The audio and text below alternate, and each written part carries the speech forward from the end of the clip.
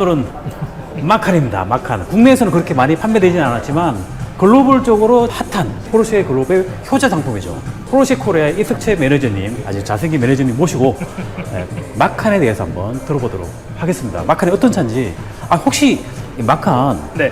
뭐 시작하기 전에 네. 이 차에 대해 뭐 가장 중점적으로 봐야 된다, 가장 자랑할 만하다, 뭐가 있을까요? 가장 자랑할 만하다요? 어려운 질문이신데 한 가지만 꼽아야 돼요? 네. 엉뚱할 수도 있는데 한 가지 꼽아도 돼요? 네. 눈에는 안 보이는 거. 네. 내연기관 차일 때도 사실 이렇게 생긴 차에서 주행 성능이 제일 좋잖아요, 솔직히. 네네. 많은 게 압축되어 있다고 생각을 해요. 무게중심이 그 훌륭했던 엔진 마칸보다 13cm가 내려갔다. 무게중심이 네, 무게중심이. 배터리가 바닥에 깔려 있으니까 네네네. 당연히. 네. 네. 근데 물론 모든 전기차는 다 무게중심이 낮을 수밖에 네네. 없는데 이미 훌륭했던 내연기관 마칸 대비 더 내려갔으니까. 더 내려가 있으니까. 네, 그래서 모든 포르쉐는 해당 세그먼트의 스포츠카다 그 얘기를 하지만 전기차로 이제 전환된 건 처음이잖아요, 얘가. 네네. 그런 차원에서 볼 때 더 강력한 그런 어떤 주행 성능, 주행 안정감 이런 걸 기대하실 수가 있겠죠.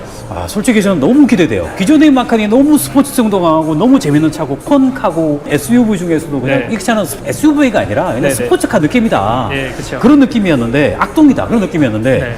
이 차는 더 그럴 것 같아서 네. 너무 기대가 돼요. 그럼요. 네. 독일 번호판 붙인 차 가져가지고 네네네. 스몰 프리뷰로 먼저 보여드리는 건데 나중에 이제 국내 차가 왔을 때 아마 몰아보시면은 바로 아실 거예요. 물론 이제 전기차라는 장점을 가지고 있지만 그래도 어쨌든 SUV인데 이게 된다고? 그런 거. 그런 거 기대하실 수 있죠. 이 차의 저 정보 마저 설명 좀 부탁드리겠습니다. 네, 알겠습니다. 예, 설명 가시죠. 예. 포르쉐 코리아 이석재입니다. 전기차로서의 마칸은 뭐 어떤 것들이 바뀌었나 그런 것들을 약 20분 정도 시간 가지고 훑어보고자 합니다. 디자인 스케치 단계에서부터 어느 곳에서 보아도 포르쉐임을 알아볼 수 있는 그런 요소들이 어떻게 고민되었고 만들어졌는지 볼 수가 있고요. 또 굉장히 흥미롭게도 이 타이어 아래쪽에 보시면 희미하게 사인 보이시죠? 전에도 이제 한번 방 안에서 또 세션도 가졌던 적이 있는 그 포르쉐 그 시니어 익스테리어 디자이너 중에 한 명인 우리 한국인 또 정우성 디자이너가 마감을 한 익스테리어 마감을 한 차량이 또한 이번 전동화된 마칸이라고 합니다. 물론 이제 어느 방향을 보아도 포르쉐라고 알아볼 수 있게 해주는 이제 몇 가지 요소들이 있는데 물론 이제 차량을 이제 마침 측면에서 보고 계시니까 911처럼 뒤쪽을 향해서 날렵하게 떨어지는 이제 저희 이름으로 포르쉐 플라이라인 이런 것들이 신형 마칸 이렉트릭에서도 잘 보이는 보실 수가 있고요. 사실 가장 좋은 점은 역시 모든 포르쉐가 추구하는 바로 그 모습, 즉 앞에 이제 엔진이 더 이상 존재하지 않기 때문에 낮게 떨어지는 본넷, 또 그리고 투도어 스포츠카처럼 낮은 본넷보다 높게 솟아 올라와 있는 팬더 이런 것들이 차량이 이제 엔진이 삭제되고 전동화되면서 가장 두드러지게 보일 수 있는 굉장히 다이나믹한 형태가 되겠습니다. 또 그리고 이번에 새롭게 선보이는 마칸의 경우에는 저희로서는 이제 처음 시도하는 부분인데 이제 우리가 익숙한 전조등 부분에는 이제 주간 전조등과 방향 지시 등으로만 작동을 하게 되어 있고요. 실제 사람들이 이야기하는 헤드라이트는 이제 범퍼로 이동을 하였습니다. 물론 이제 디자인적인 차이점도 있지만 이렇게 하단으로 이동을 시키면서 더욱더 이제 강력한 전조등 기능을 활용할 수 있도록 즉 이전 세대 마칸에는 제공되지 않았던 매트릭스 LED 헤드라이트 그런 것들을 이번 세대에서는 새롭게 마칸 터보에는 기본으로 또 다른 모델은 선택사양으로 제공을 하기 시작을 했고요. 또 차량을 후측면에서 볼 때 특히나 이제 후측면 방에서 볼 때 또 두드러져 보이는 이 사이드 블레이드 기존의 세대 마칸에서도 항상 강조되는 부분인데 사실은 그 헤리티지 디자인은 이제 918 스파이더에서부터 그 형태를 찾을 수가 있는 부분이죠. 918 스파이더에서는 이 형태로 제공된 부분이 마칸에서는 선택할 수 있는 색상 또는 소재를 선택할 수 있는 디자인 요소로 적용된 것을 알아보실 수가 있습니다. SUV이면서 루프 라인의 형태만 날렵한 게 아니라 굉장히 그 날렵한 형태를 더욱더 강조하기 위해서 프레임리스 도어가 SUV에서 흔치 않은 형태로 적용이 되어 있고요. 휠 사이즈의 경우에도 단순히 효율만 아니라 퍼포먼스를 더욱더 강조하고 또 퍼포먼스를 잘 쓸 수 있도록 기본 사양 20인치부터 최대 22인치까지 휠을 선택할 수 있는 게 이번에 새롭게 전기차로 전환된 마칸입니다. 마칸은 사실 최초에 나왔을 때부터도 이제 테일램프가 3D로 입체로 디자인됐던 그 모습이 굉장히 이제 좀 어떤 센세이셔널한 그런 디자인 요소였는데요. 이번 전기차로 전환된 마칸의 경우에는 이제 현재 판매 중인 다른 모든 포르쉐 패밀리처럼 완전히 입체적으로 디자인된 하나로 이어진 테일라이트 스트립이 적용이 되어서 패밀리 룩을 더욱더 강화하고 있습니다. 아래층에서 직전에 보셨던 차량이 이제 바로 이제 마칸 4 차량이었죠. 그래서 지금 여기에 전시되어 있는 마칸 터보와 비교해 보실 때 바로 이제 이 앞범퍼에 추가된 이 라인의 유무를 통해서 바로 마칸 4와 마칸 터보를 구분하실 수가 있고요. 너무 빨라서 앞모습을 못 봤다 할 때부터 뒷모습으로도 구분하실 수가 있습니다. 마칸 4의 뒷범퍼와 마칸 터보의 뒷범퍼에 보시면은 이제 에어로다이나믹을 더 강화하는 요소가 마칸 터보의 뒷범퍼 적용이 있는 것을 보실 수가 있어요. 또 그리고 저희들이 이제 4월에 배웠을 때 한번 설명해 드렸었는데 파나메라 3세대 파나메라 이후로 출시되는 모든 차들은 이제 터보를 특징 지을 수 있는 요소로서 터보 나이트 컬러가 적용이 되는데 마칸에도 동일하게 적용이 되어 있고요.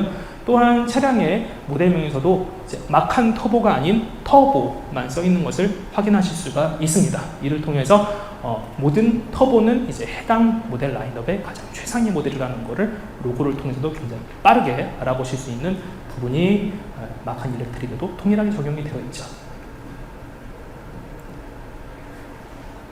저희 그동안 이제 신차 이런 미디어 행사에 오셨을 때 항상 보시는 부분이 아니죠. 이 부분은 뭐냐면은 저희 보통 사이즈를 얘기를 잘 안 하는데 이번에 사이즈를 몇 가지 이렇게 제시를 하고 있습니다. 그 중에 사실 가장 눈에 띄는 부분은 저희가 보통은 강조를 도저히 하지 않는 휠베이스 부분인데요. 사실 이 휠베이스는 카이엔하고 불과 2mm밖에 차이가 나지 않습니다. 카이엔이 2895거든요. 즉 마칸의 휠베이스가 현행 카이엔 수준으로 굉장히 길어졌습니다. 내연기관 마칸의 휠베이스 대비 86mm가 길어졌는데요.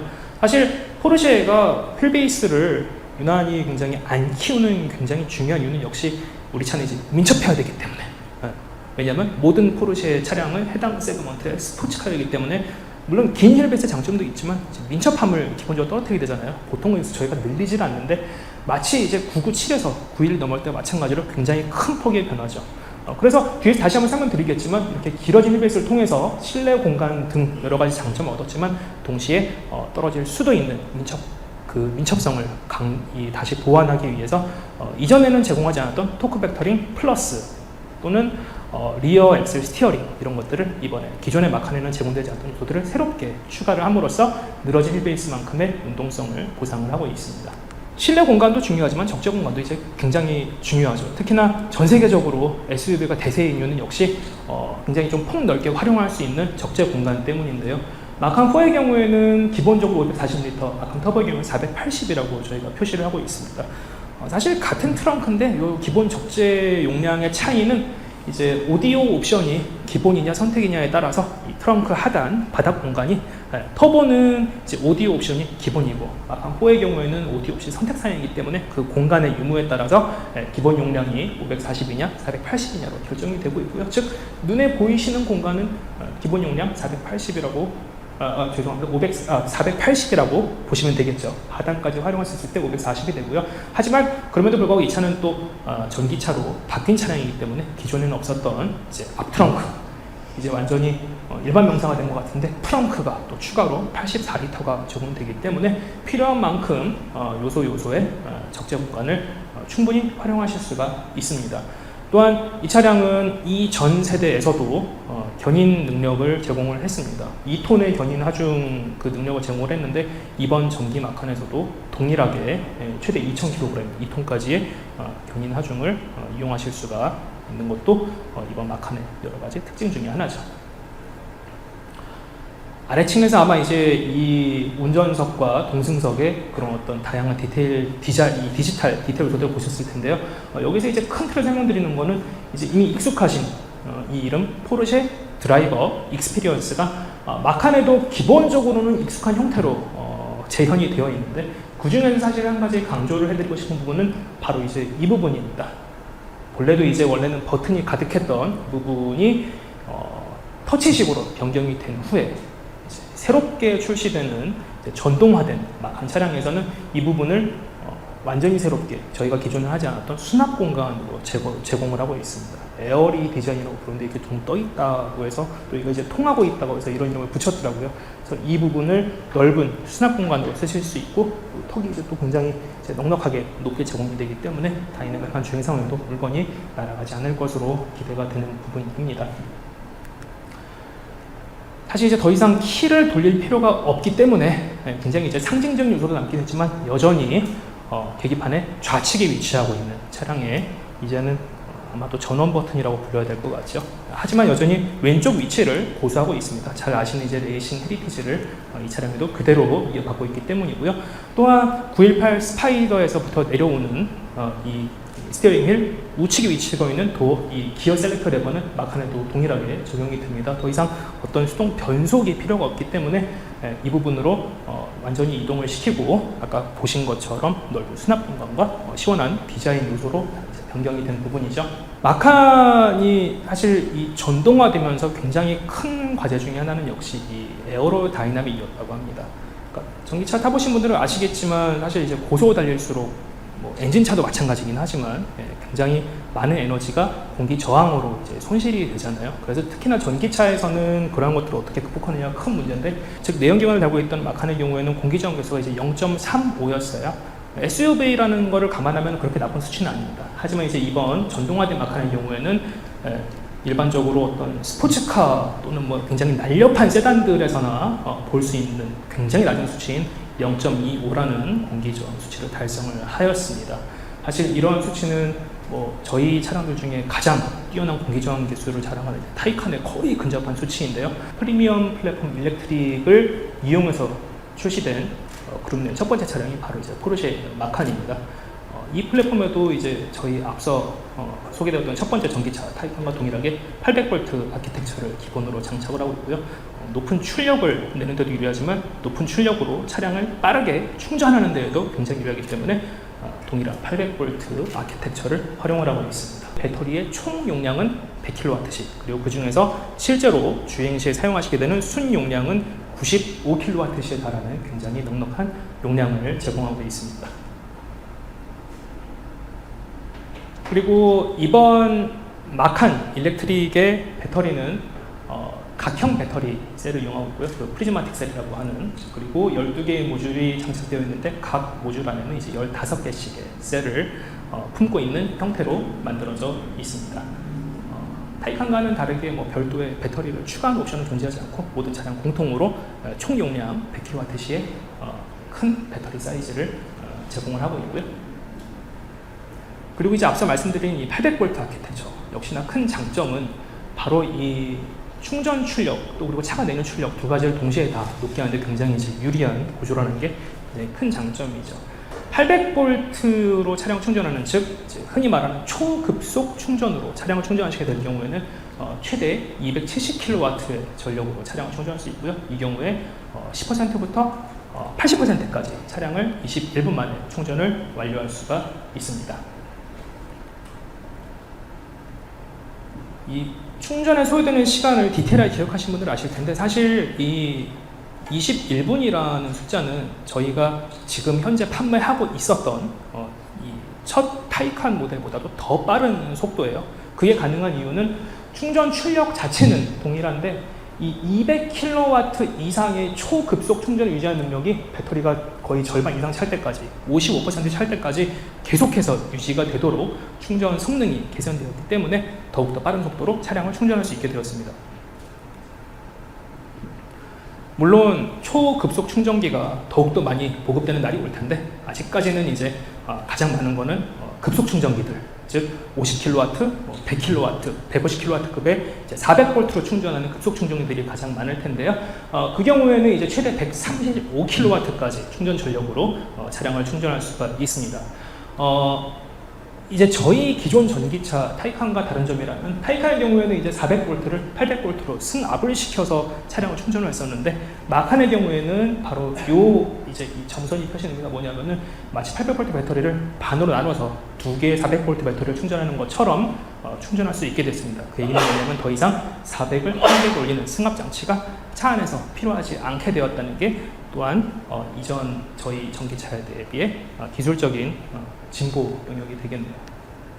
물론 전기차들 요즘에 많이들 타시니까 가장 이제 권장되는 편리한 충전 방법은 역시 출근한 후에 또는 뭐 잠잘 때 흔히 말하는 뭐 집밥, 회사 밥으로 충전 아니겠습니까? 그래서 이제 완속 충전에 해당하는 이제 AC 충전 11kW까지 이제 충전 출력을 이용할 수가 있고요. 물론 여전히 가장 흔한 AC 충전기는 7kW이기 때문에 그 성능을 온전히 다 받을 수 있고, 또 그리고 요즘에 중속 충전기라고 부르는 충전기의 보급도 슬슬 늘어나더라고요. 여러분들 포르쉐 센터에 와서 완속 충전기 꽂으시면은 그 충전기 출력이 이미 17.6kW입니다. 그래서 만약에 그런 충전기 이용하신다면은 이 11kW의 출력을 다 이용하실 수가 있게 되죠. 그 경우에는 뭐 10시간 이내에 완전히 바닥부터 100%까지 차량을 완전히 충전할 수가 있게 되는 충전 성능을 보유하고 있습니다. 이 센터 콘솔이 굉장히 좀 말하자면 휑해질 수 있었던 굉장히 큰 이유가 바로 이 충전과 관련된 이 전원을 관리하는 장치가 차량의 후방으로 이동을 했는데요. 통합 전원 박스, 인테그레이티드 파워 박스라는 이름을 가지고 있습니다. 여기서 이제 800V를 받아들이고 또한 이 800V를 차 안에서 사용할 수 있는 또 12V로 변환해주는 일을 한다든지 또는 이제 고전압을 이용한 히터를 구동한다든지 하는 일들을 모두 다 이 안에 처리하고 있고, 이 장치가 차량의 뒤쪽으로 이동한 덕분에 보시는 것처럼 이 차량의 충전구는 뒤쪽에 위치를 하고 있습니다. 아무래도 좀 우리나라의 어떤 뭐 주차 환경, 충전 환경 등등이 좀 이 후면 쪽을 조금 더 선호하시게 되는 그런 이제 경향이 있을 수밖에 없는데, 뭐 어쩌다 보니 거기에 굉장히 아주 잘 맞게 차량이 이렇게 나왔습니다. 마칸 4 그리고 마칸 터보 둘 다 아시는 것처럼 이제 우리 터보자가 붙으면 지금은 다 사륜 구동이죠. 그래서 둘 다 전륜과 또 후륜 각각의 축을 담당하는 모터가 장착이 되어 있는데, 전륜의 경우에는 두 차량 모두 공통입니다. 그 영구자석 동기진 모터를 활용하고 있고, 210이라는 숫자는 모터의 지름 210mm, 100이라는 숫자는 모터의 길이 100mm, 10cm. 네, 이렇게 같은 사이즈의 모터를 펄스 인버터 350A 용량의 인버터를 통해서 제어하고 구동을 합니다. 이 두 차량의 출력의 차이는 결국 이제 전륜이 아니라 후륜에서 나오게 되는데요. 후륜 모터를 보시면은 이제 마칸 4의 후륜 모터는 마칸 4의 전륜 모터 대비 길이가 2배인 걸 보실 수가 있죠. 출력도 약 2배가 나오게 되겠죠. 하지만 또 펄스 인버터가 480A 더 높은 용량을 가지고 있는 인버터로 제어를 하기 때문에 기본적으로 후륜 쪽에서 더 많은 힘을 낼 수 있는 그런 구조로 만들어져 있고요. 그러는 와중에 이제 터보의 사양을 보시면은 모터가 조금 더 굵고 조금 더 길이가 깁니다. 그래서 굉장히 높은 출력을 발생을 시킬 수 있고, 이 모터를 구동시키는 인버터는 이제 900A의 용량을 처리할 수 있도록 만들어져 있습니다. 모든 모터는 이제 별도의 단수가 없는, 즉 이제 감속 기능만을 가지고 있는 1단 변속기를 장착을 하고 있고요. 또한 마칸 4와 터보를 비교해 보시면은 변속기의 감속기가 조금 다릅니다. 그래서 이제 마칸 4 쪽이 조금 더 이제 숏기어를 담당을 하고 있고, 보시면은 출력이 충분히 많이 낼 수 있는 마칸 터보에는 최고 속도가 좀 달라요. 260km까지 낼 수 있고 220km까지 낼 수 있고, 그러한 또 성능의 차이를 가져오게 됩니다. 물론 이제 사륜구동을 얘기를 할 때 우리가 이제 흔히 표현하는 이 전자제어식 이제 전기차의 사륜구동은 내연기관과는 달리 뭐 엔진에 발생한 출력을 이제 한쪽으로 막 몰아주는 기능이 있지는 않지만, 사실 이 시스템의 굉장히 큰 장점은 잘들 아시는 것처럼 필요한 만큼의 구동력을 줄여주거나 다쓰거나의 전환을 굉장히 빠르게 할 수 있죠. 그래서 저희 이제 이전 세대 이제 내연기관 마칸에 비하면은 그 동력 전환에 필요한 속도가 5배 정도 빨라져서 지금 이제 10ms 이내에 동력을 배분을 하고, 그리고 실제로 그 필요한 만큼을 구동하는 실행까지 다 마치게 됩니다. 또한 아까 말씀드린 것처럼 이제 이 전 세대에는 제공되지 않던 이 뒷바퀴 좌우의 동력을 배분해주는, 필요에 따라서 한쪽으로 몰아줄 수 있는 토크 배터리 플러스가 여기 보시는 터보에는 이제 기본 사용으로, 그 외의 모델에는 선택 사용으로 제공이 되게 돼서 그런 선회 능력, 또 그리고 이제 코너를 탈출하는 능력을 더욱더 강화하고 있고요. 또 이 차량은 순수 전기 차량이자 또 플랫폼을 공유하는 차량이기 때문에 사실 이제 이 무게 배분을 어떻게 줄 것인지도 이제 좀 굉장히 자유롭게 결정을 할 수가 있는 장점이 있는데, 보시는 것처럼 이제 뒤쪽을 더 의도적으로 무겁게 배치를 하고 있습니다. 이유는 단 하나입니다. 이 차량은 이 세그먼트의 스포츠카이기 때문에 기본적인 고동이 다들 아시는 것처럼 앞쪽은 가볍게, 뒤쪽은 조금 더 무겁게 해서 다이나믹한 주행이 언제라도 원하는 대로 이루어질 수 있도록 하는 무게 배분을 추구하고 있는 것을 보실 수가 있고요. 또 휠베이스가 이전 세대보다 86mm씩이나 길어진 만큼 저속에서 또 고속에서 필요한 거동을 더욱더 다이내믹하게 또는 더욱더 안정적으로 할 수 있도록 후륜의 조향각을 넣었는데, 사실 저희 다른 차량들은 보통은 이제 최대 3도 내외죠. 이 차량은 저희 처음으로 이제 5도라는 좀 상대적으로 큰 조향각을 넣어서 사실 저도 이유를 많이 생각을 해봤는데, 마칸의 경우에는 여전히 포르쉐를 처음 접하시는 분들이 선택하는 비율이 굉장히 높습니다. 그런 분들께서 좀 더 차량을 어떤 상황에서도 더욱더 편리하게 또는 더욱더 안정적으로 하실 수 있도록 하는 그런 목적이 아니었나라는 생각을 또 한참 해보게 되더라고요. 그리고 포르쉐 차량을 최종적으로 이제 완성하는 것은 역시 강력한 파워트레인도 중요하지만 결국은 셰시 시스템이 아닌가 싶어요. 그래서 이미 저희 카이엔 그리고 파나메라를 통해서 여러분들께서 많이들 아마 경험하셨을 것으로 생각되는 이 투 밸브 댐퍼가 마칸 일렉트릭에도 동일하게 적용이 됩니다. 물론 이제 터보 모델의 경우에는 이 투 밸브 댐퍼와 에어 서스펜션이 짝지어진 이 PSM이 적용이 되고요. 그 외 모델에는 기본적으로 이제 선택 사양으로 댐퍼만 선택하는 TSM 또는 에어 서스펜션을 선택하는 사양으로 필요에 따라 선택하실 수가 있게 됩니다. 물론 이제 저희가 투 밸브 댐퍼를 도입한 가장 큰 이유는 역시 저희가 물론 이 스포츠 주행에는 굉장한 강점을 가지고 있지만 조금 더 차가 안락했으면 하는 그런 니즈들을 맞추기 위해서 기존의 단단한 승차감의 변화폭은 더욱더 강화를 하거나 유지한 채로 컴포트 영역을 더욱더 강화하기 위해서 투 밸브 댐퍼로 지금 순차적으로 변경이 되고 있는 중이죠. 여기서 지금까지 설명드린 내용들을 좀 한눈에 이해하실 수 있도록 아주 간략한 제어만 몇 가지를 모아봤습니다. 전 후륜에 장착된 강력한 모터를 통해서 이미 기본 모델에 해당하는 마칸 4에서도 400마력에 육박하는 출력을 이용하실 수가 있고요.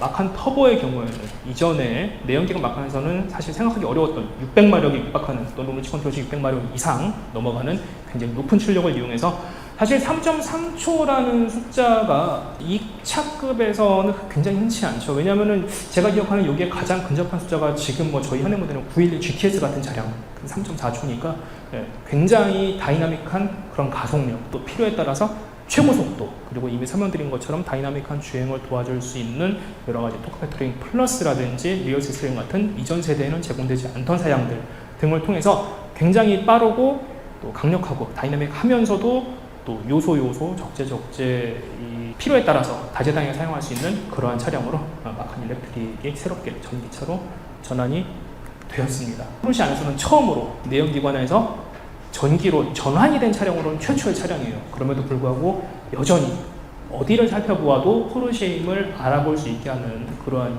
요소들 또 그리고 운전을 하실 때에도 역시 포르쉐다운 주행 성능을 가질 뿐만 아니라 그에 걸맞는 빠른 충전 속도까지 챙길 수 있는 충전 능력 또 그리고 차 안에서 차량을 조작하실 때도 이 차도 다른 포르쉐들과 마찬가지로 똑같은 포르쉐다라고 알아볼 수 있는 그런 다양한 요소들 또 그리고 사실 마칸은 많은 이제 포르쉐를 처음 자판기 선택하시지만 마칸도 여전히 911 또는 파나메라 카이엔과 마찬가지로 고급차입니다. 나만의 포르쉐를 꾸밀 수 있는 그 한계가 기본적으로 없다고 보실 수 있죠. 그래서 굉장히 그런 어떤 포르쉐만의 특별함을 적용할 수 있는 요소도 동일하게 돌아가는 게 이제 이번 새롭게 이 전기차로 전환된 마칸 일렉트릭입니다.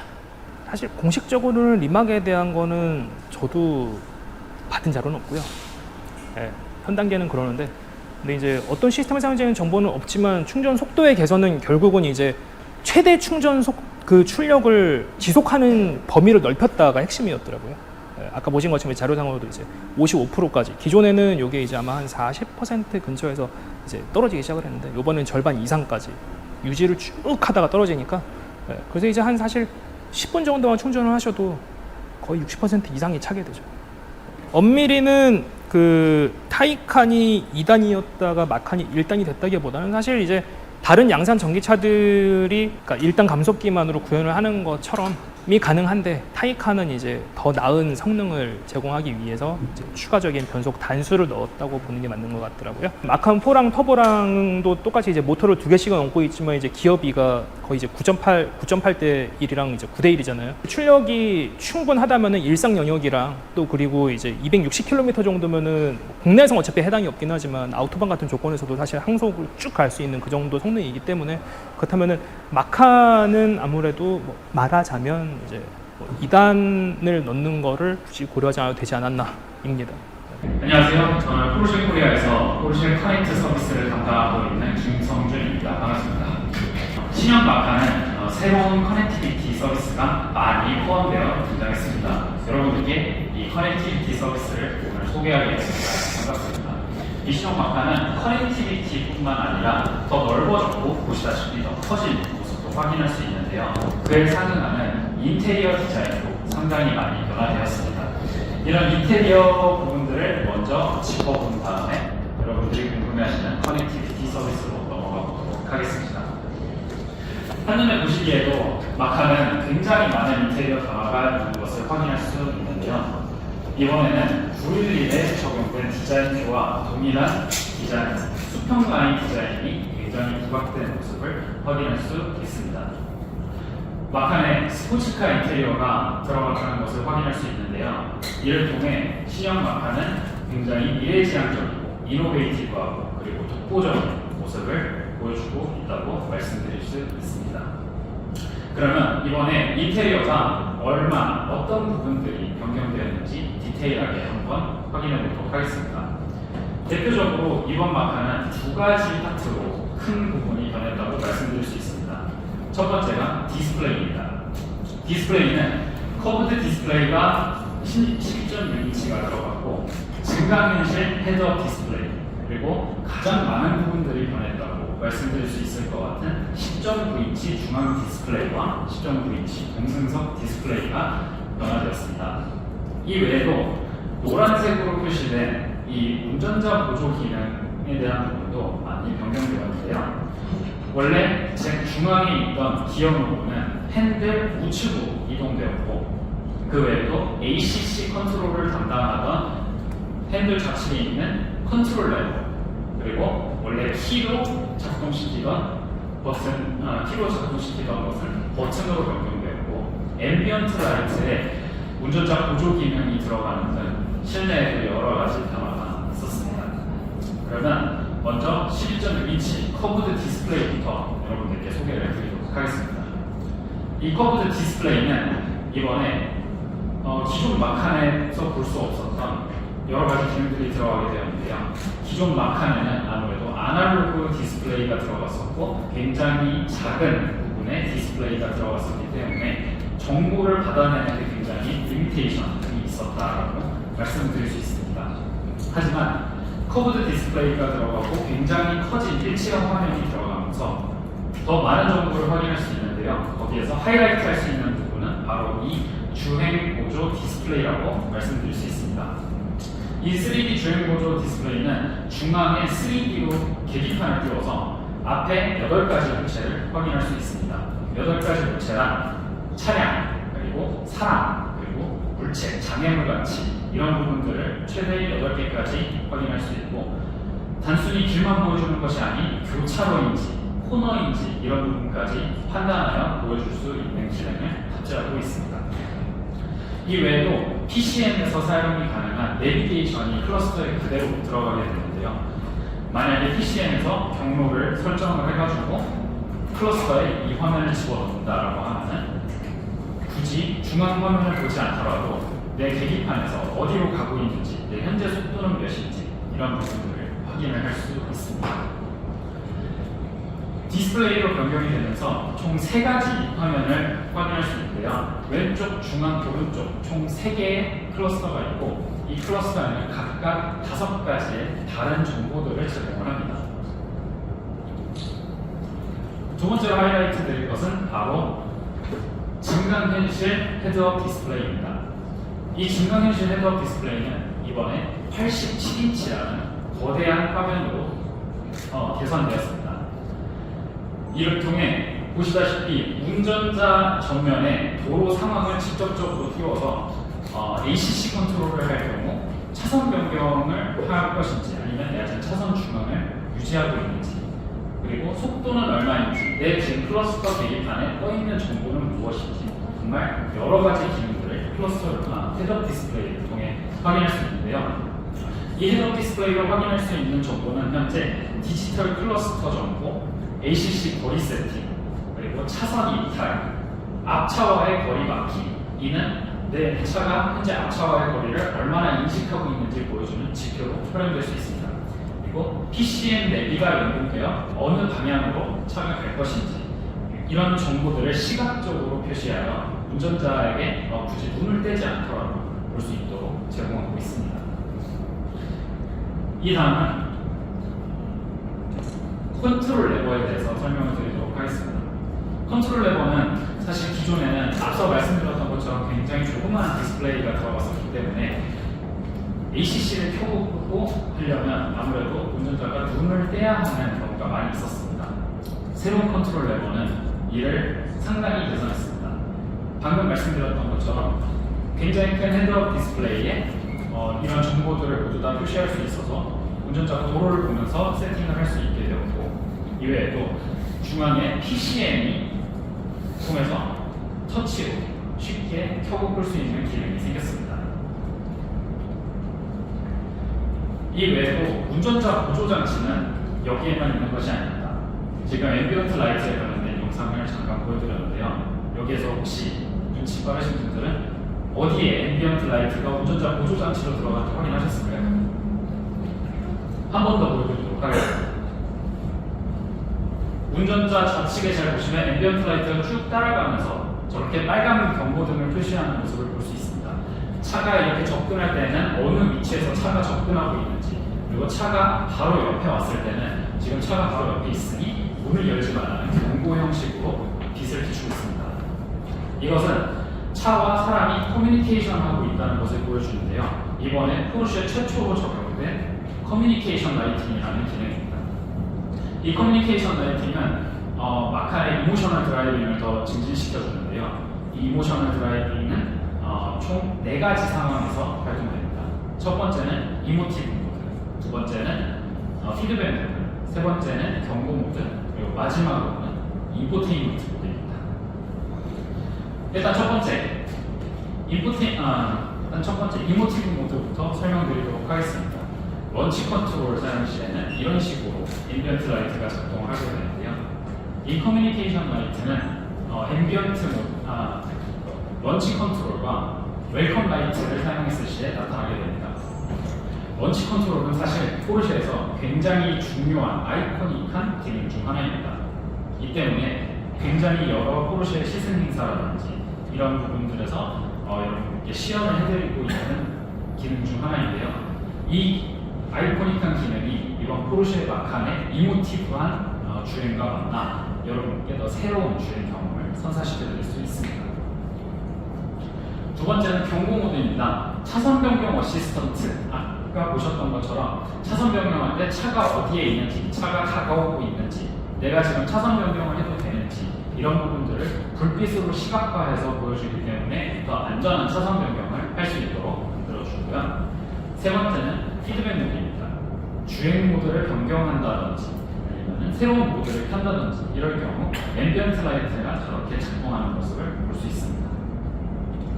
마지막으로는 인포테인먼트 모드인데요. 인포테인먼트 모드에서는 보이스 파일럿을 작동 시에 이런 앰비언트 라이트가 작동을 하게 됩니다. 보이스 파일럿이 이번 마칸에서 굉장히 많이 개편이 되었습니다. 이 커뮤니케이션 라이팅을 보이스 파일럿에 넣은 이유 중 하나인데요.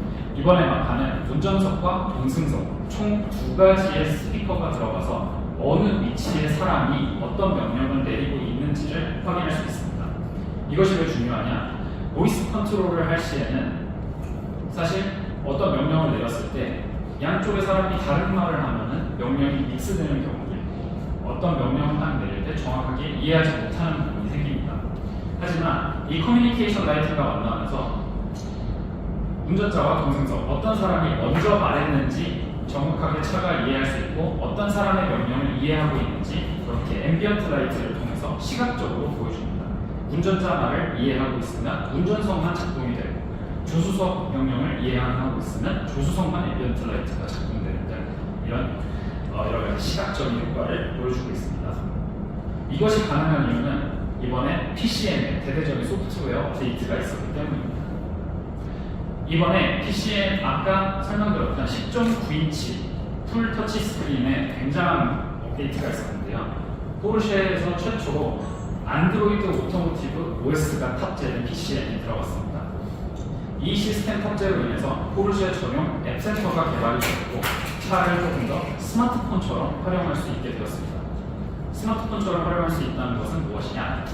앱을 다운로드 받아가지고 이제 홈페이지에 운전자가 정말 내가 자주 쓰는 기능들만 모아가지고 표시를 할 수도 있고 이 외에도 앱 폴더를 만들어가지고 그 안 쓰는 앱들이 있다면 그 앱들을 한 번에 정리가 가능하다든지 이전에 사용할 수 없었던 그런 PCM 기능을 활용할 수 있습니다. 동승석 디스플레이도 상당히 많은 부분이 변화되었습니다. 사이즈가 동일하다는 것을 아까 확인을 하셨을 텐데요.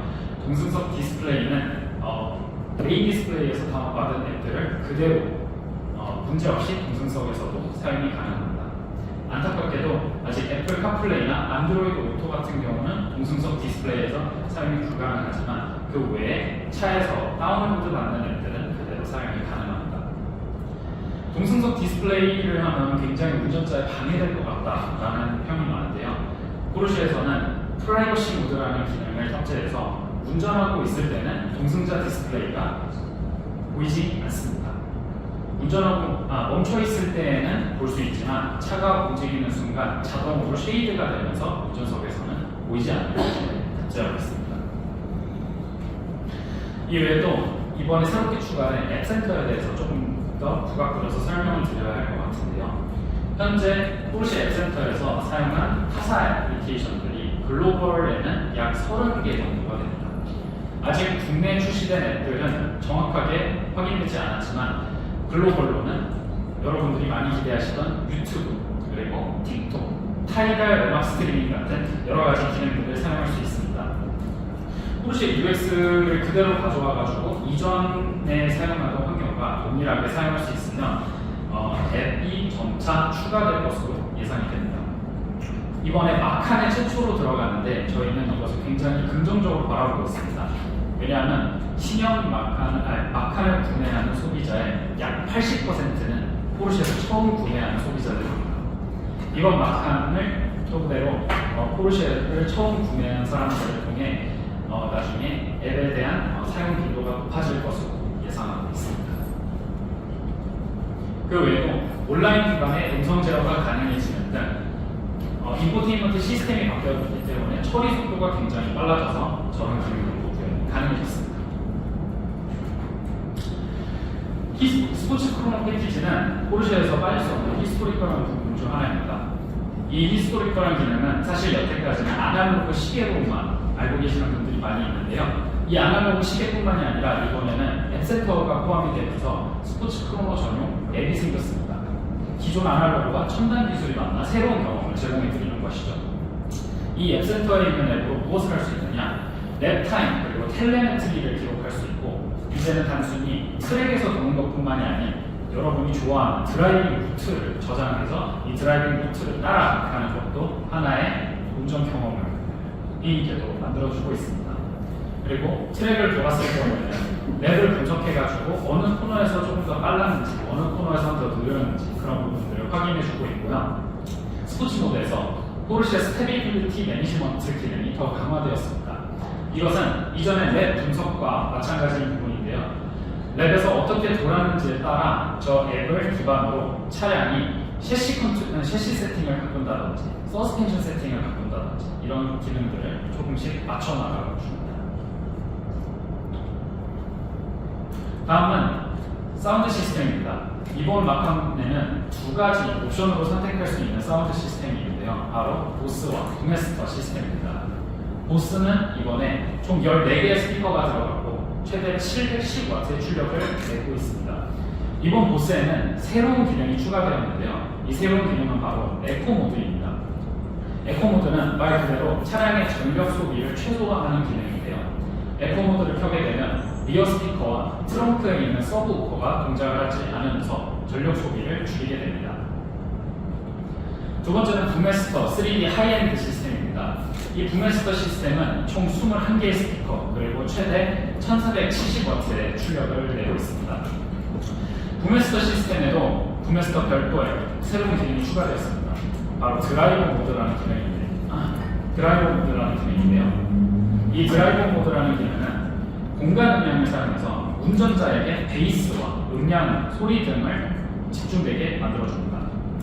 앞서 말씀드렸던 보스의 에코 모드는 보스와 부메스터에서 모두 사용이 가능하지만 부메스터에서만 사용 가능한 것은 드라이버 모드입니다. 이 드라이버 모드가 왜 중요하냐? 만약에 에코 모드를 켠 상태로 부메스터에서 드라이버 모드를 켤 시에 리어 스피커가 없다고 하더라도 그 리어 스피커가 켜져 있는 것과 비슷한 음향 효과를 경험하실 수 있습니다. 이외에도 이번에 마카는 좀 영 제너레이션을 타겟을 하면서 개인화에 굉장히 집중을 많이 했습니다. 개별화 옵션이 굉장히 많이 추가되었는데요. 현재 13가지 스페셜 컬러와 13가지 스탠더드 컬러와 59가지 스페셜 컬러가 추가되었고, 그 외에도 인테리어를 선택한다든지 휠을 고를 때 휠은 어떤 색깔을 고를 것인지를 선택할 수 있습니다. 이 휠 디자인 외에도 실내 인테리어에 커스터마이징 할 수 있는 부분들이 많이 늘어났는데요.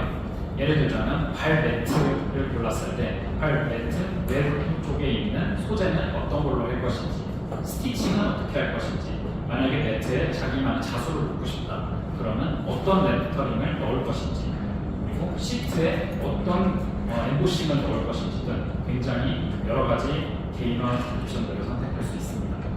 목표를 두고 뭐 개발을 하고 있다라던가 뭐 그런 약간 들을 수 있는 내용은 없는 상황입니다. 아직은 저희에게 있어서는 보조 주행 그러니까 보조 장치 정도의 역할을 하는 것에서 세팅이 되어 있기 때문에 완벽한 자율주행이라든가 그거는 아마도 조금 더 다음 단계에서 말씀드릴 수 있는 기술이 아닐까 합니다. 아직은 없습니다.